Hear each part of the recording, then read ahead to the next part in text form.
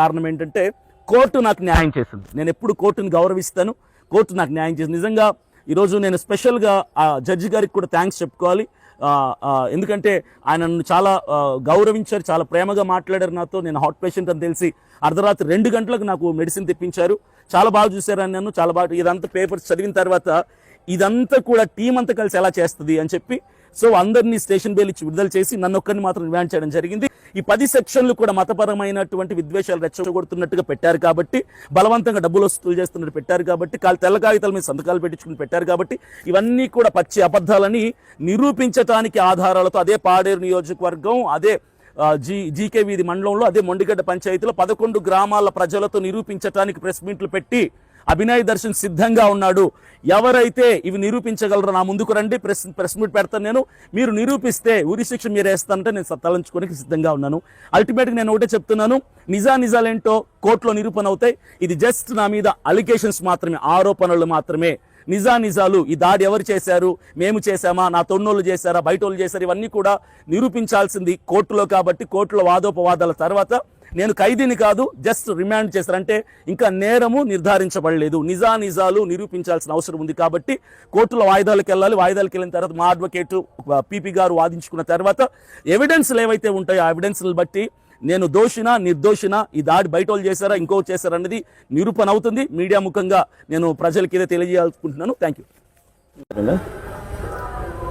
Media మిత్రులందరికీ నమస్కారం. నేను అభినయ్ దర్శన్. ఈరోజు 28వ తారీఖున ఉదయం 6 గంటలకి నేను నర్సీపట్నం సబ్ జైలు నుంచి విడుదలవటం జరిగింది. మీరు చూస్తున్నారు కదా, నా పక్కనే ఉన్నారు అడ్వకేట్ గోవిందరావు గారు, వి గోవిందరావు గారు.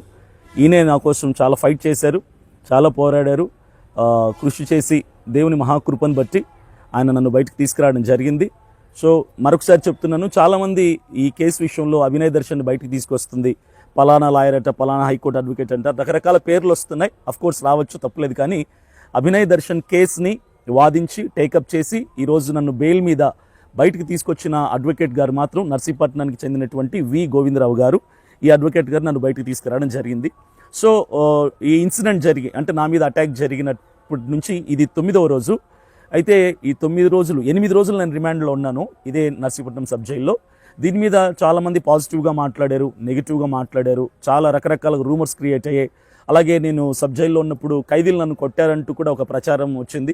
నేను ఒకటే చెప్పదలుచుకున్నాను, నన్ను అరెస్ట్ చేసినటువంటి చింతపల్లి పోలీస్ డిపార్ట్మెంట్ వాళ్ళు, ఎస్ఐ గారు, సిఐ గారు, ఏఎస్పీ గారు, ఎస్పీ గారు, జీకే వీధికి సంబంధించినటువంటి పోలీస్ డిపార్ట్మెంట్ వాళ్ళు కావచ్చు, అలాగే ఎస్పీ గారు కావచ్చు, వీళ్ళందరూ కూడా నన్ను చాలా బాగా చూసుకున్నారు. ఎవ్వరు కూడా నా ఒంటి మీద చేయలేదు, మ్యాన్ హ్యాండ్లింగ్ చేయలేదు. ఇన్వెస్టిగేషన్లో కూడా వాళ్ళు జస్ట్ నన్ను గౌరవిస్తూనే మాట్లాడారు. ఎందుకంటే పెద్ద స్థాయిలో ఉన్న వ్యక్తి, జనాదరణ ఉన్నటువంటి వ్యక్తి అని అభిమానంతో మాట్లాడారు. వాళ్ళు ఇచ్చినటువంటి ట్రీట్మెంట్కి, హాస్పిటాలిటీకి నిజంగా I'm very thankful to all the police department. And అట్లాగే జైలు సిబ్బంది కూడా, ఇక్కడ ఉన్నటువంటి సిబ్బంది, కానిస్టేబుల్స్ కావచ్చు, అందరూ కూడా చాలా బాగా చూసుకున్నారు నన్ను ఖైదీలు ఇబ్బంది పెట్టలేదు, పోలీస్ డిపార్ట్మెంట్ వాళ్ళు ఇబ్బంది పెట్టలేదు, జైలు సిబ్బంది కూడా ఇబ్బంది పెట్టలేదు. వీళ్ళందరికీ థ్యాంక్స్ చెప్తున్నాను నేను మీడియా ద్వారా. ఇంకా ఈరోజు నేను బయటికి రావడం జరిగింది. చాలామంది ఒక డౌట్తో ఉన్నారు, అంటే ఈ పాదయాత్ర కొనసాగుతుందా, మరలా జనంలోకి వెళ్తావా, మరలా పాడేరు నియోజకవర్గంలోకి వెళ్తావా, లేదంటే ఆపేస్తారా, ఆగిపోతారా అని చెప్పి అంటున్నారు. నేను ఒకటే సమాధానం చెప్తున్నాను, నేను సింహం లాంటి వాడినే. అయితే సింహం ఆకలి ఉన్నప్పుడు వేటాడుతుంది, గాయపడితే సింహం వెనక్కి వెళ్ళిపోదు, గాయపడ్డ సింహం ఇంకా కసిగా వేటాడుతుంది. ఈరోజు నేను గాయపడ్డ సింహం లాంటి వాడిని, కసిగా వేటాడతాను, ఇదే పని మొదలు పెడతాను, ఇదే పాదయాత్ర కొనసాగుతుంది, ఎలాంటి గ్యాప్ లేదు, ఎలాంటి విరామం తీసుకోను, కంటిన్యూ అవుతుంది. అదే పాడేరు నియోజకవర్గం నుంచి ఇదే పాదయాత్ర కొనసాగుతుంది, అదే గ్రామాల్లోకి వెళ్తాను, అదే ప్రజల సమస్యలను ప్రభుత్వం దృష్టికి తీసుకెళ్తాను. సమస్యలను పరిష్కరించే విధంగా అభినయ్ దర్శన్ పోరాడతాడు. ప్రజల కోసం, ప్రజల వ్యక్తిగా, ప్రజల మెప్పు పొందుతూ ముందుకెళ్ళడానికి నేను సిద్ధంగానే ఉన్నాను. ఈ మధ్యన మీరు పొలిటికల్ పార్టీ పెట్టారు, ఆ పార్టీని ప్రసిద్ధి చేయడానికే ఇటువంటి సంఘటన సృష్టించారని కొంతమంది అంటారు. దీనిపై మీ కామెంట్? ఒకటి, ఫస్ట్ ఆఫ్ ఆల్ నేను క్లారిటీ ఇవ్వాలనుకుంటున్నాను. పొలిటికల్ పార్టీ నాది కాదు. నేను పార్టీ పెట్టాలనుకున్న మాట వాస్తవమే, కానీ పార్టీ నాది కాదు. భరోసా పార్టీ అనేది 2019లో నేషనల్ పార్టీగా రిజిస్టర్ అయింది ఈసీ దగ్గర. ఈ పార్టీకి సంబంధించినటువంటి పెద్దలు ఎవరైతే వ్యవస్థాపక అధ్యక్షులు ఉన్నారో వారు నేను సంప్రదించి వారి ఆలోచనలు ఒకటేగా ఉండటంతో, భావజాలం ఏకం కావడంతో నన్ను ఆంధ్రప్రదేశ్కి బాధ్యత తీసుకోమని వాళ్ళు రిక్వెస్ట్ చేసినప్పుడు నేను ఆలోచించి భరోసా పార్టీకి ఆంధ్రప్రదేశ్ రాష్ట్ర అధ్యక్షుడిగా మార్చి 24వ తారీఖు ఈ సంవత్సరం బాధ్యతలు తీసుకోవడం జరిగింది. బాధ్యతలు తీసుకోక ముందే జనవరి 27వ తారీఖు నుంచి పాదయాత్ర ప్రారంభించి ప్రజల సమస్యలను తెలుసుకోవడం జరిగింది. మార్చి 24 పార్టీ రాష్ట్ర అధ్యక్షుడిగా నేను బాధ్యతలు చేపట్టిన తర్వాత కూడా నేను యథావిధిగా పాదయాత్రను కొనసాగిస్తున్నాను. మీరు అడిగినట్టుగా ఈ దాడి మీరే చేసుకున్నారు ఫేమ్ అవటానికి అంటే అదే చెప్తున్నాను. ఇవన్నీ నేను ఇక్కడ మాట్లాడడం కంటే కోర్టులో జడ్జిమెంట్ డే ఒకటి ఉంటుంది, ఆర్గ్యుమెంట్స్ అయిన తర్వాత ఆ రోజు కోసం వెయిట్ చేద్దాం. జడ్జి గారు ఏదైతే తీర్పు ఇస్తారో ఆ తీర్పుని మేము కట్టుబడి ఉన్నాం. న్యాయం మా వైపు ఉందని మేము నమ్ముతున్నాం. దేవుడు మా పక్షాన్ని నన్ను నమ్ముతున్నాం. ప్రజలు నా వైపు ఉన్నారని నేను నమ్ముతున్నాను. సో దీని మీద నో కామెంట్స్.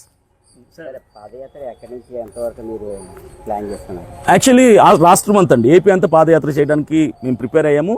ఆంధ్రప్రదేశ్ రాష్ట్రంలో బిగ్గెస్ట్ కాన్స్టిట్యుయెన్సీ ఏదైనా ఉందంటే Araku constituency. So Araku constituency నుంచి జనవరి 27వ తారీఖు 2025 సంవత్సరంలో మొదలు పెట్టడం జరిగింది. సో రాష్ట్ర వ్యాప్తంగా ఎన్నికల వరకు కూడా ఈ పాదయాత్ర కొనసాగుతుంది. అనేక నియోజకవర్గాలు గుండా మేము వెళ్తాము. ఖచ్చితంగా వచ్చే ఎన్నికల్లో అభినయ్ దర్శన్తో పాటుగా ఇంకొక 5 మంది ఎమ్మెల్యేలు అసెంబ్లీలో కూర్చోవడం పక్కా. సార్ కేసు మీరు చేసిన పాదయాత్రలో సమస్యలు ఎన్నింటి గుర్తించారు మీరు? నేను ప్రతి గ్రామానికి వెళ్తున్నానండి. ప్రత్యేకంగా జీకే వీధి మండలం ముండిగడ్డ పంచాయతీలోనే ఈ గ్రామాల సమస్యల్ని వెలికి తీయటం అనేది ప్రారంభించాను.